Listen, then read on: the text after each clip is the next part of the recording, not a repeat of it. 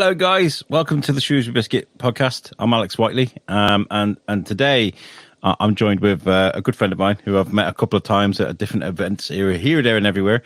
But we've done like Vox Pox sort of interviews that have been like 5 minutes long. But this is our opportunity to sit down and slowly get to know Sam Pooley-Stride. How are you, Sam? You all right?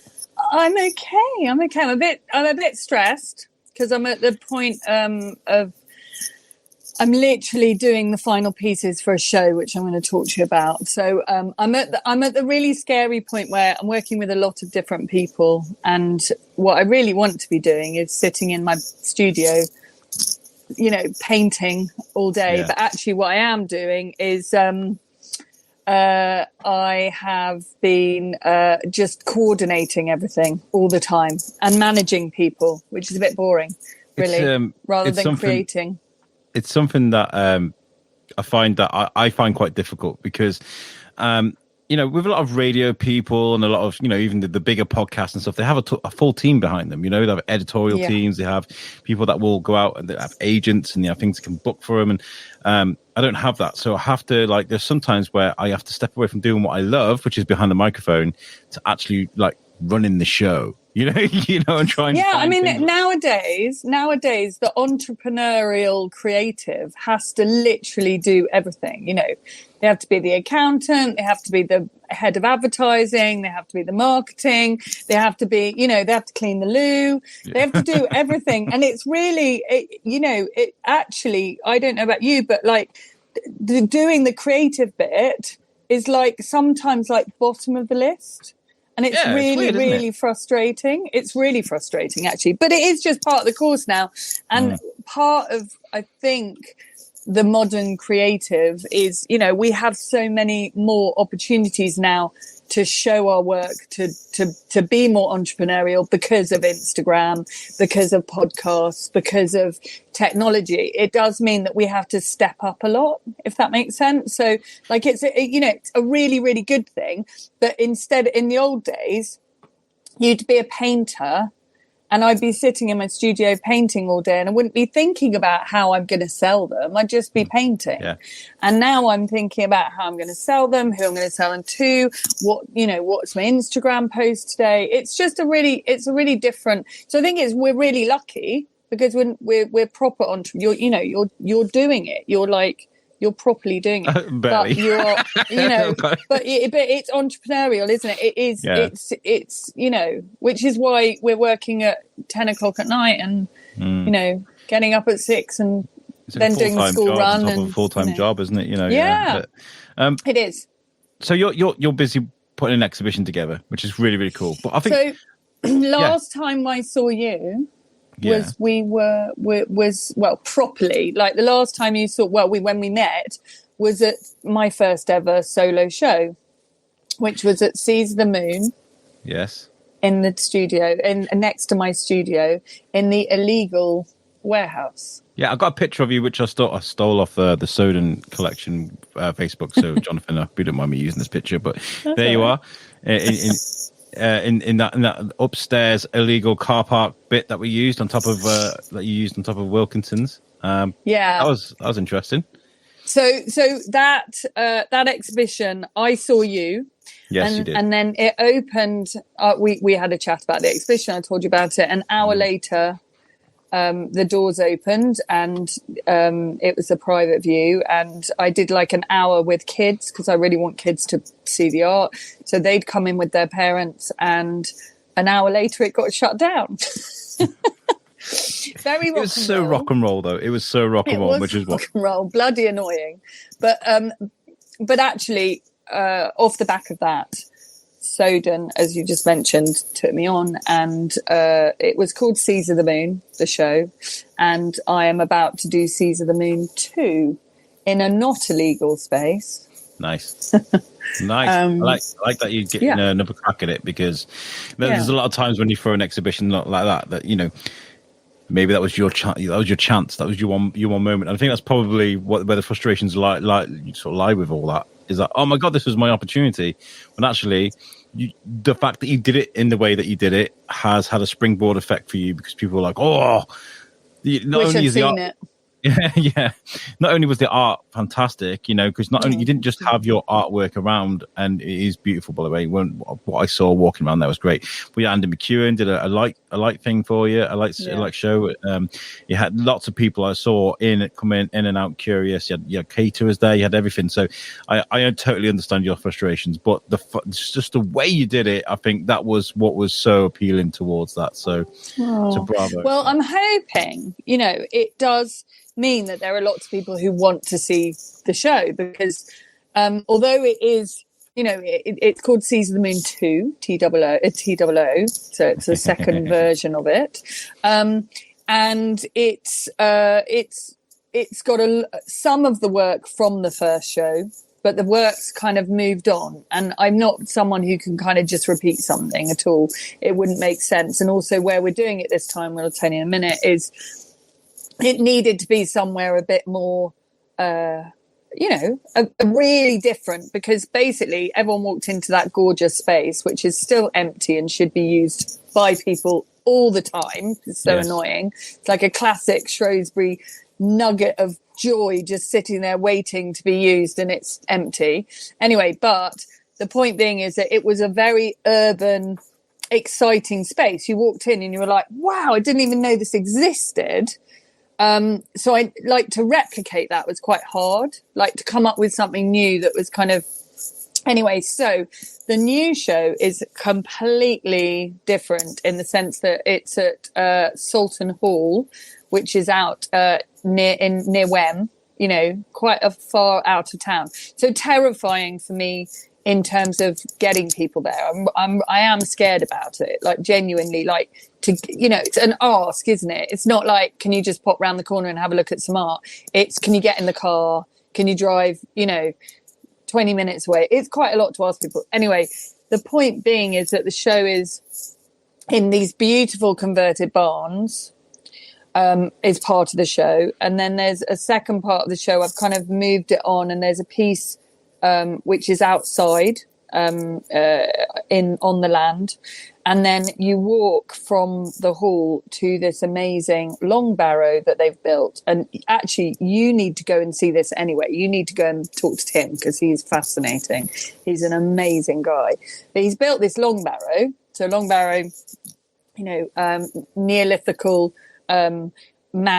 earth mound with which you go inside, and it's basically where people put their ashes. So it's kind of like a church. It's like a Neolithical church. It's like absolutely beautiful. A Viking mortuary.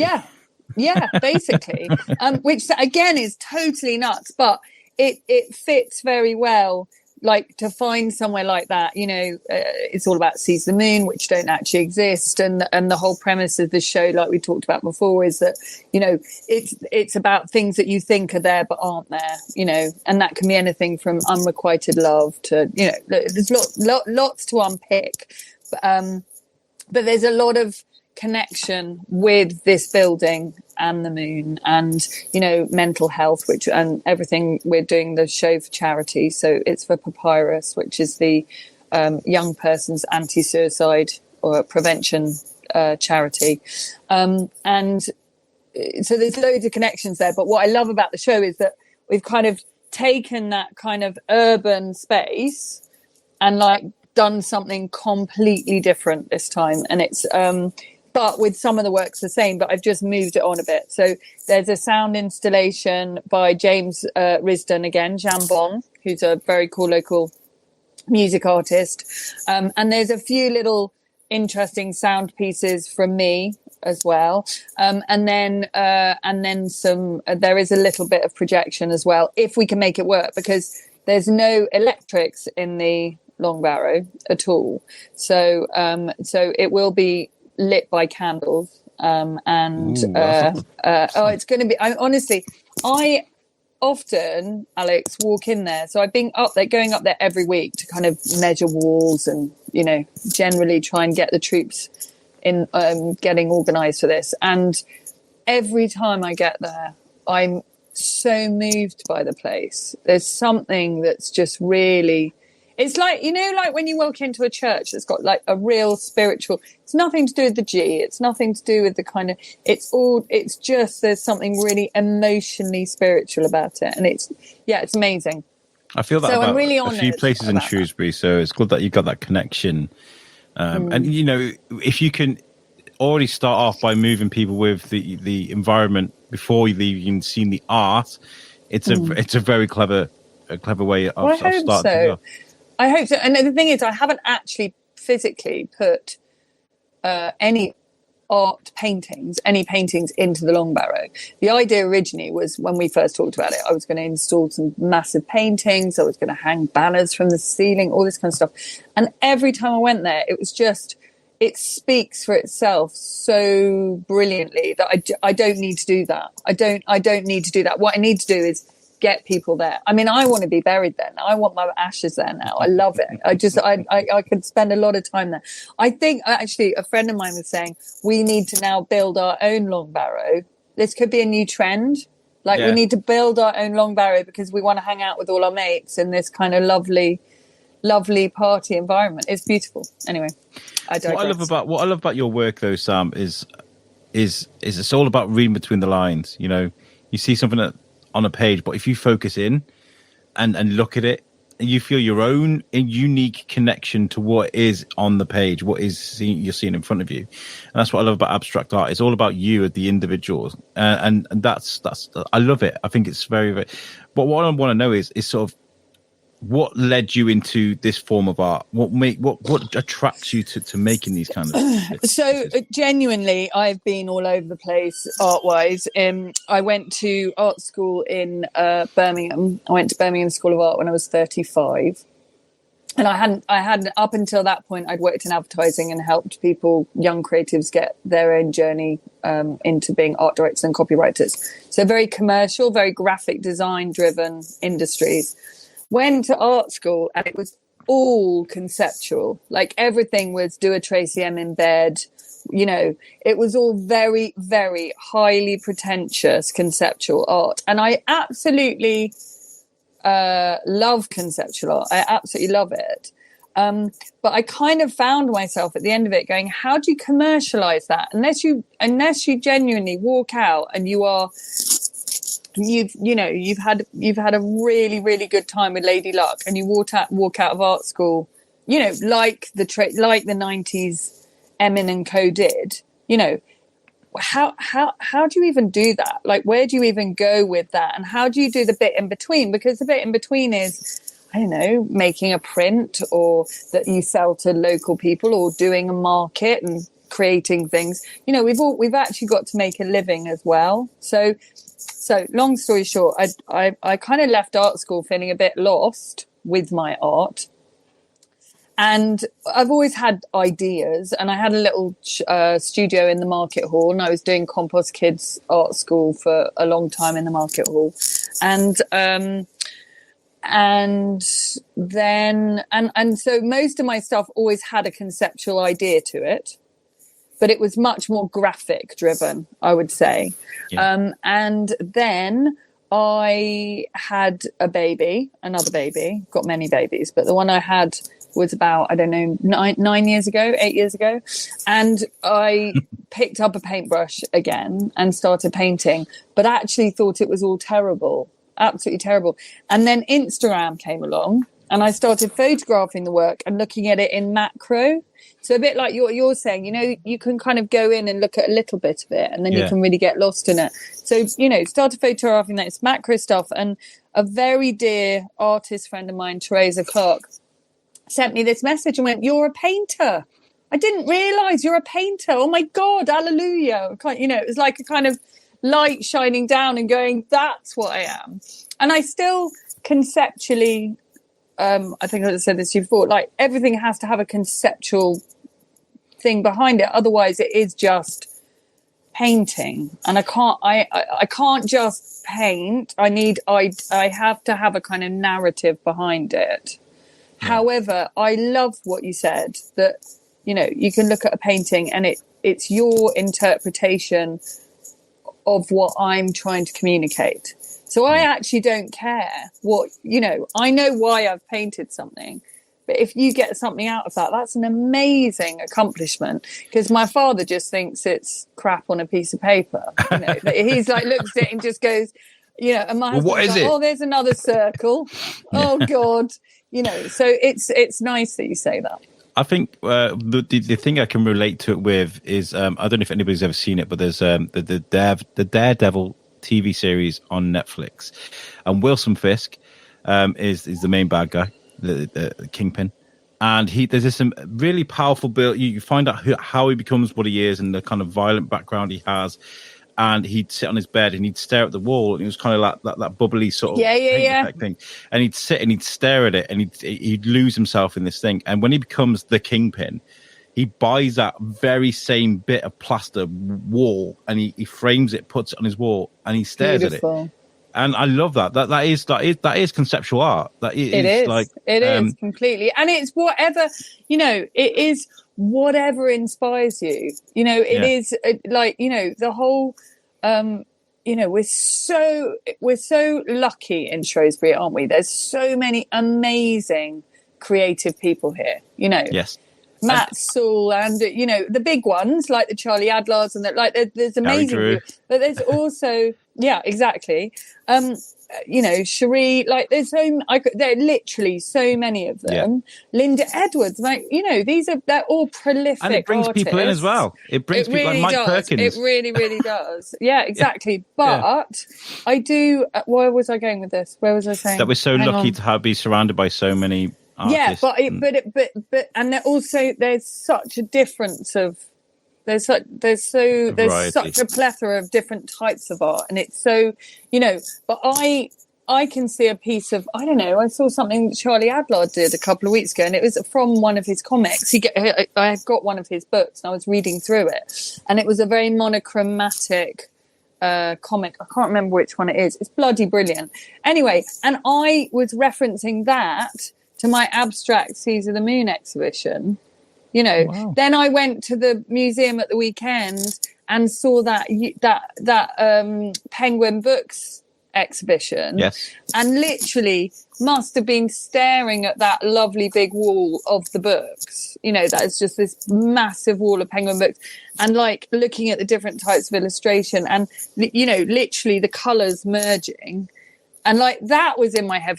I think we're really, really lucky. We've got a really very inspirational town for that. I think it's good that you have a license to be able to. I mean, there's a lot of towns where maybe they didn't have the inspiration we have around us in Shrewsbury, so it's hard to be like, I am an artist, you know, and people are like, oh, are you now, you know? Whereas like in Shrewsbury, it's kind of, oh, really? Well, I know such and such, and there's this, so maybe you can come to this event, and maybe there's lots of like arm around the shoulder, come with us, we'll help you nurture it. There's lots of peers, lots of young people learning from the peers.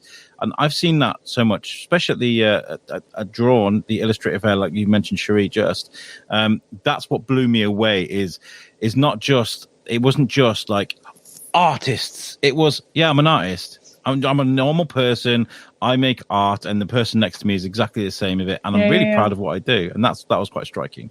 I you know, it's really, really interesting to say that, because I think I've said this quite a lot recently. You know, my journey of becoming basically actually saying I'm an artist, I only did 5 years ago. For the first one, I just thought I literally imposter syndrome. Winging it. This isn't, and also, I'm doing something that a lot of people don't understand. So that, there's that famous, there's the my kid could do that kind of thing about it all. And it is a really, really, really tricky one. I went to the Drawn thing and did a day there, and I had the biggest imposter syndrome because I'm surrounded by incredible people who can draw and are really genuinely like old school in my head. When I went to school, that was what an artist is. It was someone who could draw brilliantly. My friends went to art school in the 90s, and they would do hours of life drawing, hours of technical, figurative, like learning their craft. Go to art school when I went, and you don't learn anything at all. So there's a slightly kind of fraudulent feeling that, you know, I've really had to kind of like battle through that to get to the other side. And the other thing I was going to say about it is there's no rules. There's no book that you can pick up other than now there's one, actually, a gallery's just written one about how you are an artist. Like, what's the way to do it? So, which is why I love things like Drawn, because that's proper entrepreneurs. That's why I love Instagram. That's why I love, you know, there is a way now to communicate your creativity and sell it.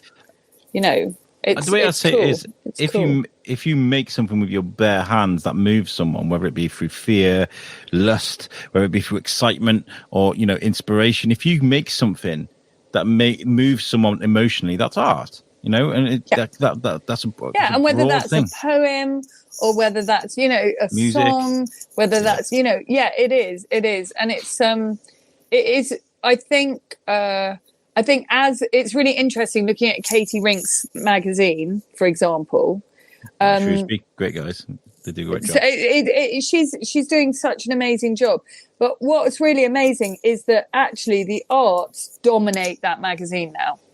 Within Shrewsbury, that it is absolutely what people want and what people talk about now is the art movement. I'm not talking about me, but I'm just talking about in general, you know, comics, Salopia, like all these different things would, you know, and obviously I work with Jess on the arts trail. We're doing another arts trail this year. That's going to be amazing. Cool. That's with Jonathan and Jess are curating an exhibition that's going to be in the museum with some really exciting pieces in there. So, like, they're really trying to pull out the big guns. They've got a Banksy coming. They've got some really big stuff coming. And then I'm also going to be putting out a brief for people to respond to a brief. And then I'm going to be curating the exhibition at the theatre. So that's going to be happening over the summer, and there's going to be another trail and all the local cafes are going to be doing art exhibitions, and it's just really cool. But you know, I think that's a combination of how brilliant the town, like how brilliant we are, and how many artists there are out there. But more importantly, that the town actually wants it, that they're interested in it. And this is what I was gonna say is, like, if you're listening to this thing and going, oh, what's she talking about? I don't see any of this. People aren't interested in art. Thousands of people came to see Drawn. Like that first day, thousands of people. The second day, it was just it was nuts. Like I didn't believe it until, like, because the last one in the summer, I could only attend the setup. I wasn't there for the day. Whereas the second one, the beginning of the year, I got to set up and see how it all flowed and stuff. And I was absolutely gobsmacked at how many people came in to look at art, to buy art, to speak to artists. Like Gary Drew was just behind me. You may remember him from a very badly sounding podcast we did not long ago. He painted the flamingo on the Seven Social. He's got artwork all across the town. And he constantly had someone watching him work, talking to him, learning from him. And it's people like him, you, Cherie, Tat FB, all these people that offer so much knowledge and inspiration to up-and-coming artists or people just that appreciate art. It's everywhere. Yeah, it's really good. It's really, really good. And it's exciting. And the other thing I was going to say is they're going to be doing a sculpture tour. There's a sculpture trail as well, this one. Wow. And that's going to be pretty amazing. Do you know who Andrew Logan is? Andrew Logan? No, but no. So you need to get. He's amazing. He's a really good friend of Zandra Rhodes, who's the fashion designer, and I think he was a baddie in a Bond film as well. But I think I might have made that up. He just looks like one. Anyway, but he's a very, very famous, quite iconic artist, and he has a sculpture park. Or in his garden, he has a sculpture thing near Welshpool, I believe. And he is going to be lending some of his really big pieces. Oh, wow. Yeah, he's got his own Wikipedia page. Wow, yeah, so that's really cool. But I did want to tell you, because I'm very conscious of time for you, but I did want to tell you a little bit. I've got another hour, but I don't want to keep you. We're being so polite. I don't want to keep you. No, I don't want to keep you. Yeah. I did want to tell you a little bit about the show, it starts on the 18th. So the private view on the 18th at Soulton Hall. Yes. And then on the 19th, there is a open day. It's completely free to come along. Come and look at the art. You can come and see the long-barrow. There's loads of artwork that the kids can do. So there's going to be lots of craft activities. Everything's free. There's also Hopefully Lit Made, the lovely coffee shop in town, are going to be doing a pop-up coffee shop. And they're also going to be doing a very cool screen print workshop. Now, the workshop is basically going to be a huge piece of canvas that anyone turns up can do a print onto. And then we're going to turn that into a massive piece of art and stretch it afterwards. So it's really special. So it's going to be like a collaborative piece. And it's got a kind of nod to the moons that I do as well. And then on the Sunday, Docket 33, who are the guys in Whitchurch, the Michelin plated restaurant in Whitchurch, Stuart Collins and Fran have designed a Seas of the Moon very cool menu. Okay, wow. So this is really cool. So on this Sunday, it's going to be 5 p.m. on Sunday, and you turn up and we go to the long-barrow first, and then there's like cocktails at the long-barrow, and then you go back to the house and there's like a beautiful, I think they're cooking trout from the river outside on fire, and then there's a beautiful meal downstairs, and then you go upstairs. Anyway, all of it includes a hand-painted invitation with a painting on the back from me that's individual, that's completely unique, signed and dated, and then an NFT as well. And you get all that for your ticket. And it's all going to be raising money for Papyrus. So there's quite a lot going on, and it's quite difficult to communicate it all. Sorry, someone keeps sending me messages, so I'm not trying to... It's fine. So there's loads going on. So Friday's the private view. Saturday is open to the public and will be really fun. And I really want to encourage people to come to that with their kids, because I've done a lovely little moonwalk where you kind of go from the hall to the long-barrow, and they have to spot all the moons along the way. And it's really cute. It's going to be a really lovely weekend. That's why I'm a bit stressed. Yeah. Well, I'm mad, really. Well, this is the thing, right? You are constantly working and busy and stuff. I mean, I remember the first time we actually met. Do you remember this? Outside the market hall? Yes. What was I doing, though? You grabbed me.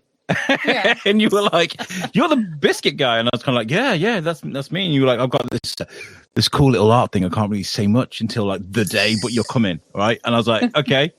I didn't hear anything off you, and then you're like, "Yo, you're coming." I was like, "Okay." So I just went knowing what to expect, and it was fantastic. I really enjoyed it. So I'm always happy to help you, Sam, because you do a lot. You work hard. You do a lot for the local art scene, and you're like an art rock and roll star. You really are amazing at what you do. Thanks. Thank you. I just hope the work. So this is the bit where you start like really yourself. So I've got 2 weeks to go, and I've still got 4 empty canvases. And I wake up at 4 o'clock in the morning going, I don't know what's going on these canvases. And I think today I went to Hopefully Made to do some printing today for the show. And I think I've finally kind of got my ideas, but it's really stressful because as you get kind of more under pressure to do the work is when you get kind of stunted creatively. So it's a bit of a kind of really difficult, weird time. I don't know if that happens to you, if you're kind of like, when you know, and I even just like talking talking is quite exhausting, right? And that's what you do for a living. But when you're under pressure and you've got loads going on and you're managing all the other things, it's quite frustrating. I've always said I can talk about the inside of a ping pong ball for about an hour and a half. I really could. It's one of my thing I do. The hardest thing staying on is being professional and thinking about improvising, blah, blah, blah. Everything I do is ad lib. These are the notes I'm making. This is my to-do list. And there's the dates that you've just told me. I don't have notes. It's just conversation, because I feel like if I'm like, what is your favorite color? What instrument? I feel like that kind of loses the magic of what we're doing. The vibe. Yeah. But what I was going to ask you is, you're talking about, I love it. Is, you talk about you've got a deadline and you got to get these things done. Do you feel like you make your best art when you're just free to do what you like, or does that deadline actually help you in a way? Bit of both. I mean, I've got a day job as well, so I do a day job 3 days a week working in London, and I know that if I've got more pressure, I get more shit done. Do you know what I mean? Like, I just think that we are, my lovely friend Claire, who helps me with everything, says, today we're going to eat a frog. That's our thing. So if you're going to eat a frog, you're going to do all the crap bits that you don't want to do. Like I'm the one that does their tax return on the 28th and gives it to the accountant, who rolls their eyebrows and oh my God, here we go again, Sam. But I suppose my point being is, I think pressure's really good for some things.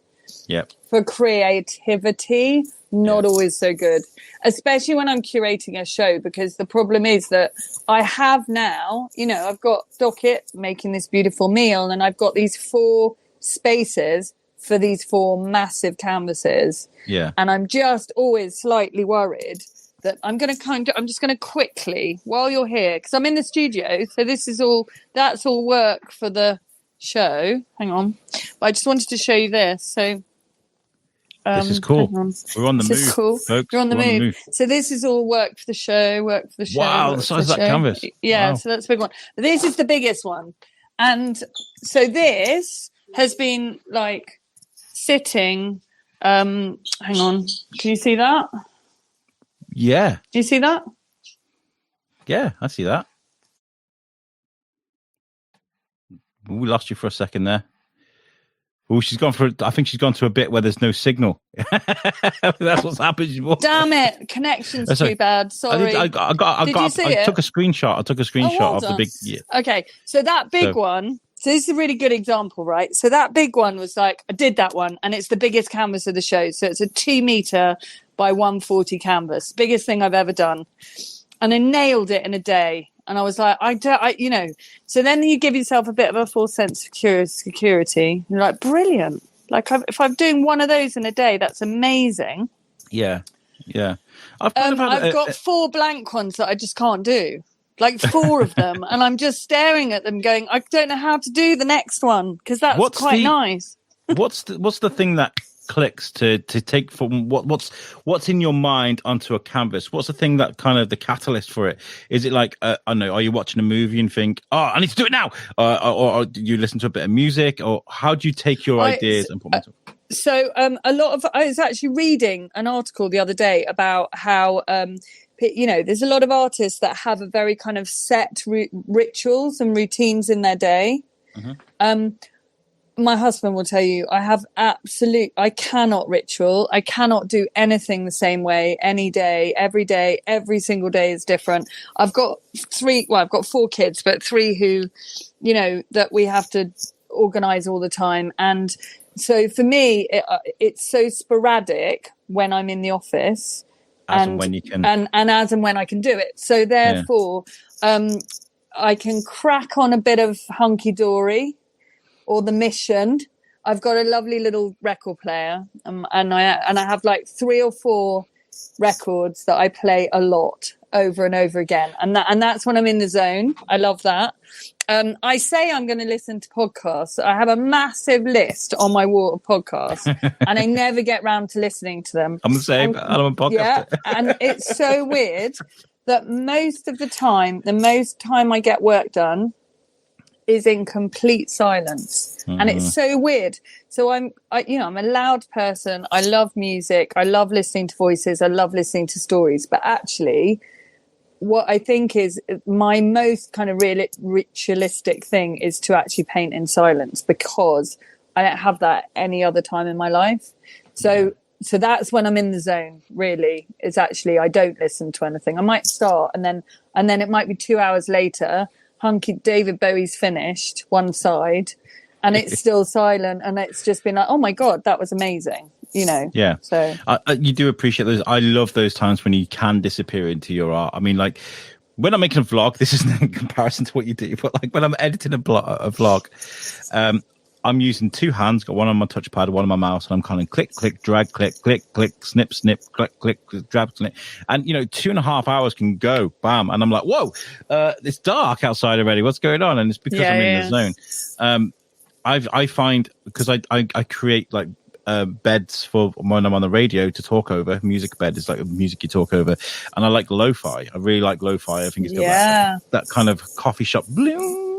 Yeah, I love that. Really sexy stuff. So I'll find these beds, but I'm kind of like, oh, they have these 3-hour-long songs, and I'm kind of like, oh, I can just sit and vibe to that stuff all day. It kind of really gets me going. It's quite cool. That's really cool. Yeah.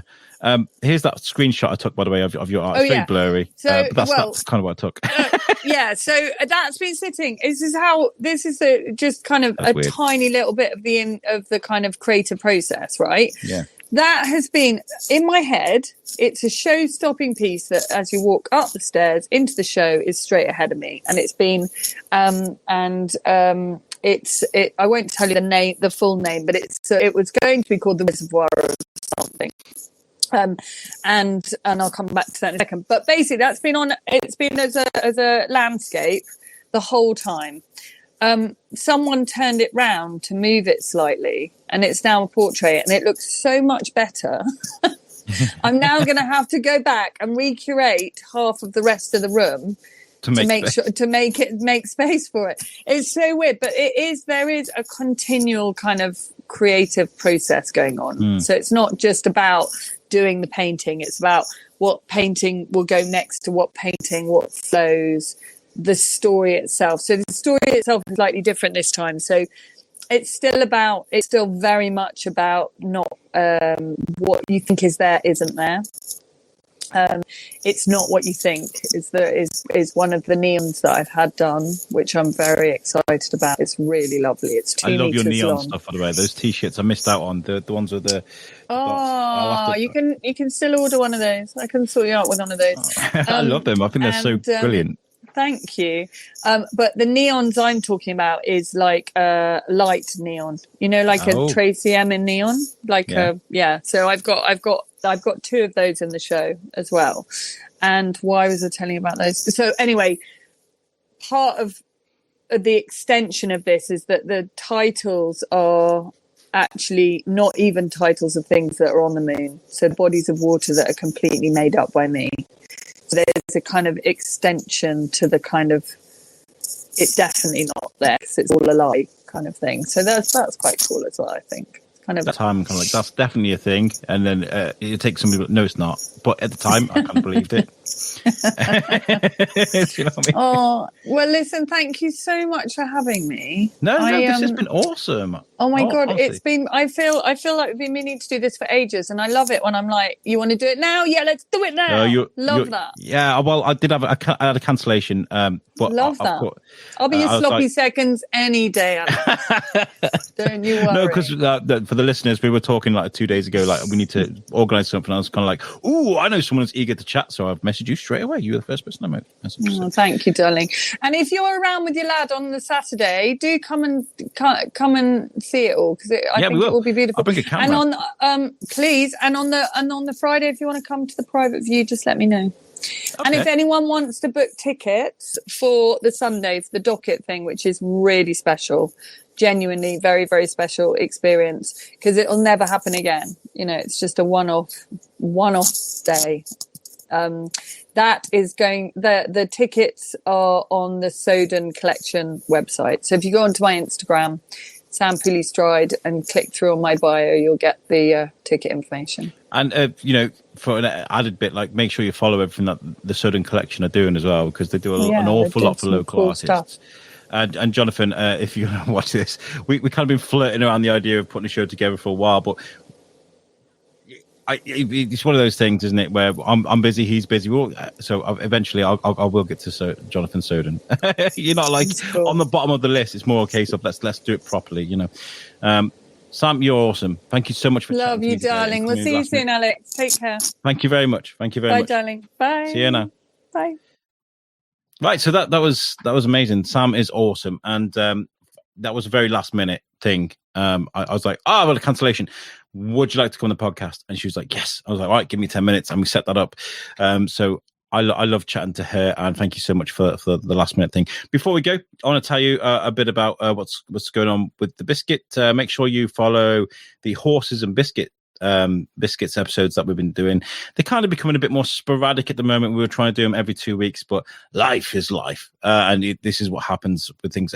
Horses and Biscuits is where we are following the Rocking Horse production of the Karen Care Home TV pilot. But it's also it's moved on to the Izzy versus Jess feature film that they're making at the moment. You may have seen the vlog that I released on YouTube.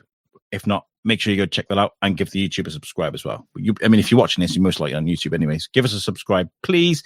But yeah, we're following everything that they are doing. So that's Horses and Biscuits. You'll find out, you can pick up those episodes and you can learn about the progression of this thing that they're putting together, and it's a really cool story. And we'll continue doing that until everything is released, and we've got the complete story there. So that's Horses and Biscuits. Also, as well, we are going to be going to a lot of festivals and events. We were recently at Kids Fest at the weekend, so huge shout out to the organisers there, Shropshire Festivals, of course, Beth Heath, but Claire as well, who's been organised, who was like my go-to person on the emails, and everyone that came and spoke to us. We spoke to a lot of the vendors there. A lot of the Timmy was at the studio interviewing some of the other children. We put a vlog together. We had a great time. But also, I wanted to say, like, we can come to festivals. We do have a virtual studio, so if you want the biscuit at an event, it doesn't have to be a big, huge festival.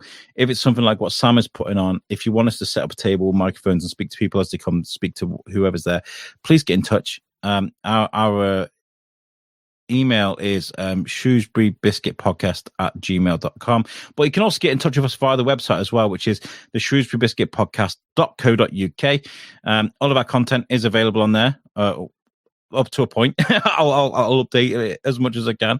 But you can press play off the website and it will play the audio straight off there. But of course, all of our content is also available on Spotify, iTunes, Podbean, or wherever you get your podcast through, and YouTube too. We've kind of released the audio on there. So there's plenty of places to catch us. Our website is made for our good friends at Web Orchard. I'm looking for a slide that's got the Web Orchard logo, but it doesn't seem to have it. There we go. Where is it? There we go. It's powered by Web Orchard. There you go. You can see it there. Web Orchard, they make an amazing website. They look after the Shrewsbury Biscuit podcast and the You Suck stuff that I do as well. And they are great at what they do. They'll make a website for anything that you need, whether it's Etsy, whether you have a business, an event, a podcast, you've got a band, whatever it is you need, they will make the perfect website for you. So go and have a look at Web Orchard and make sure you said that the biscuit sent you, because I'll get a pat on the back by the owner, Pete White. Okay, I'm going to get out of here. This has been great. Thank you for listening. Thank you to Sam for coming and chatting to me. And we will catch you guys next time. Peace out.